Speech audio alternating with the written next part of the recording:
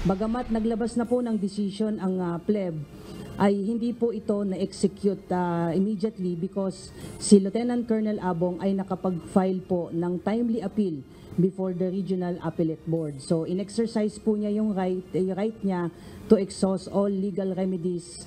Hindi lamang ang pamamaril sa isang bar sa Quezon City sangkot ang police officer na si Police Lieutenant Colonel Mark Julio Abong. Ayon kay PNP Public Information Office Acting Chief Police Colonel Jean Fajardo, may nauna na rin itong kaso kaugnay sa nangyaring hit and run noong August 2022 sa Quezon City.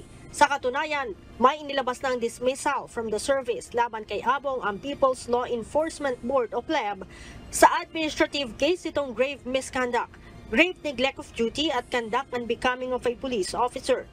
So naglabas po ng decision ang Regional Appellate Board affirming yung decision po ng PLEB for the dismissal po from the PNP service no Lieutenant Colonel Abong last August 2023. However, again, Lieutenant Colonel Abong exhausted his administrative legal remedies. He filed a timely appeal before the Office of the Secretary of the Interior and Local Government. So nandun ngayon po yung status ng kaso niya, kaya on the part of the PNP, hindi po tayo makapag-issue ng any implementing orders hanggat hindi po natatapos ang proseso. Sinabi pa ni Colonel Fajardo na ayaw magpadalos-dalos ng PNP sa pag-i-issue ng order dahil maaari ito magamit ni Abong para ma-dismiss ang kanyang kaso. Kapag nag-issue po tayo ng dismissal order niya at meron pa pong pending appeal, ay mate-technical po tayo and pwede niya po itong gamitin na lusot po para questionin po yung kanyang dismissal order at makabalik pa po siya sa serbisyo.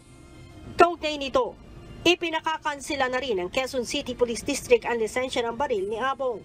Magkakaroon po ng administrative proceedings po yung FEO at once it is terminated, then his license to own and possess firearms and yung registration mismo ng baril po niya will be cancelled and revoked po. Bukod sa kasong kriminal na reckless imprudence resulting in homicide na kinakaharap si Abong noong nakaraang taon, mayroon pa itong mga kasong alarmant scandal, slander, physical injury at illegal discharge of firearms dahil sa ginawang pagwawala at pagpapaputok ng baril noong linggo. Leia Ilagan, UNTV, News and Rescue. Diyos ang aming sandigan, serbisyo publiko ang aming pinahahalagahan.